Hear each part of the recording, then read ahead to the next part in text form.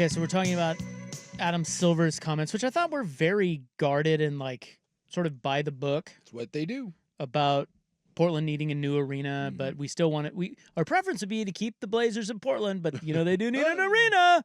A lot of people are saying A tale as old as time. Yeah, exactly. It's just it's I don't know. People get scared about this all the time around here, but I do understand why it happened. It does happen. Well, it happened right up the road. Yes, it did. And so, and of course, Paul Allen being from Seattle, that was always a thing that tied the Blazers back to Seattle. But my question about this is because Howard Schultz was not looking out enough for the Sonics to stay in Seattle. He was the owner that sold to Clay Bennett, and the NBA let it happen because I don't know who Clay Bennett had naked pictures of.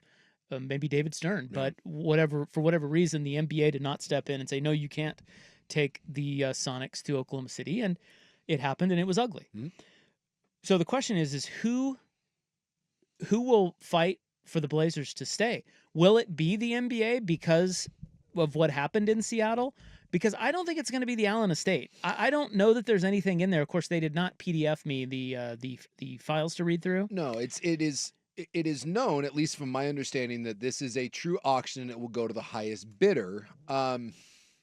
That's a problem. Okay, so let me. Okay, but we don't know if there's language in there. The language of what did Paul put in there? This team has to stay in Portland. Well, then that's not out there. But if that's in the language, then this is a moot point. Yeah, but we don't know. Here's the thing that gives me that if I'm a Blazer fan, I think just would give me reason to calm down a little bit, and that is that unlike when the Sonics had Clay Bennett come out of the woodwork, those were the times when you just had one billionaire guy who had an interest, right? He was from Oklahoma City, that he wanted them there the whole time. Yep. Okay. I think nowadays, with how expensive these franchises are, rich people and groups all over the place are trying to get into it to buy professional sports teams. The word is out. It's no longer just a group of single-minded families who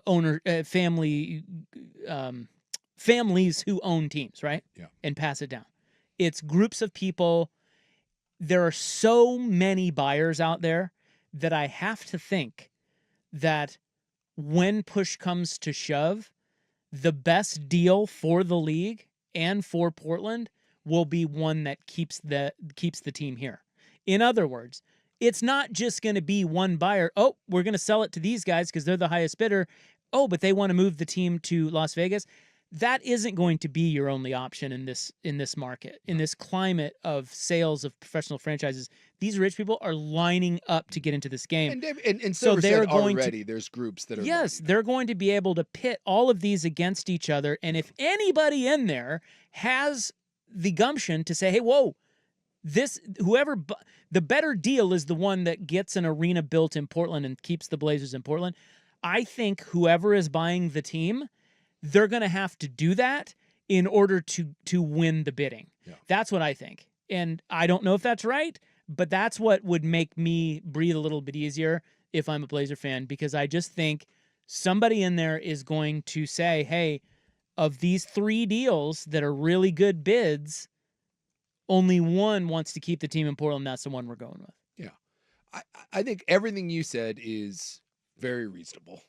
And when you look through the history of the league, teams don't move. They don't Well, they move. also vet owners. Yes.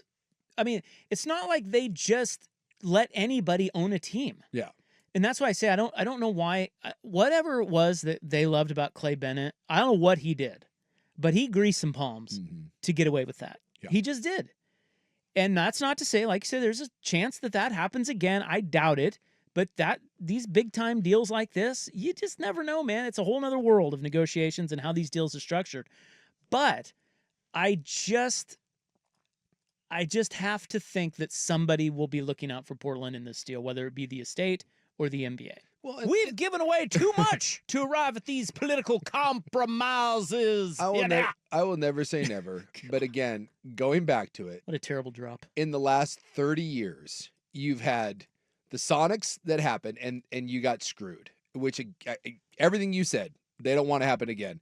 The Vancouver Grizzlies, which was an unmitigated disaster up there that should have never been there in the first place.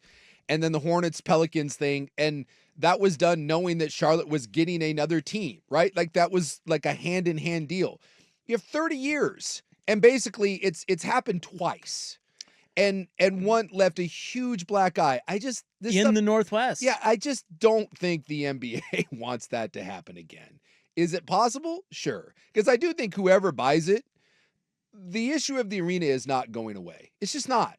And someone saying, well, the Moda Center is going through some renovations, that's not enough. No, but I think any deal that I don't believe you will see the Blazers sold without some sort of arena deal being a part of it. That's what I'm saying. Yeah. I think ultimately to get that sale over the finish line, it's going to have to include that. And I think that because there is such competition to buy this franchise, there's competition to buy every franchise.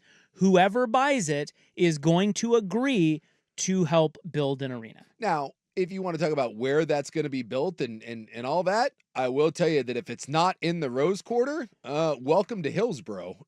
Hillsboro, nice. It's going to be. You driving out there for nope. for some hoops? Well, we can talk, but when we come back, because I do think there is we're both into the idea of I feel very confident it's going to stay in Portland. I just do. I'd bet on it. I would bet on it too. Not saying that can't happen, but I'm with you. What are the odds, Buck? Plus, they leave. What would you put the odds at the Blazers leave? Oh, 4-1, 5-1. Oh, I was going way higher than that. 8-1, 10-1. I would go 10 to 15-1. I just don't think it's a huge possibility. It seems unlikely. I like that. Seems unlikely. Now, what happens with the arena that's 30 years old and I think now is, I think it's the fourth or fifth oldest, and I think it's the second oldest that hasn't been completely renovated. Like the Delta Center in Salt Lake is about the same age. It's really old. They're like, for like the next 5 years, they're not doing minor upgrades. They're tearing that thing down in pieces like every off season. So I suppose you could do that, but I think there's a larger conversation of what the next 10 years of Moda Center and that looks like. Because I think that's the more interesting part of this is what eventually happens to that area. Where does this team reside in Portland in the next 10 years? Do you have a court at your house? I do not. They could play at? Yeah, I don't. And that's the problem. Unlike Seattle that tore down Climate Pledge and just dug into the earth, there's a tenant there. And you can't take 3 years and have them play somewhere else. Well, you have the Coliseum. Isn't that still standing? Well, you do. I mean, you can't play there. Well, sure you can. If you have to. Like, where else are they going to play? Where are they going to play? Like on a blacktop downtown? The Coliseum at least is there. It is there, kind of. They could do an interim season. Can they just tear down the Coliseum and build it there and play it at Moda Center? Now you're being silly.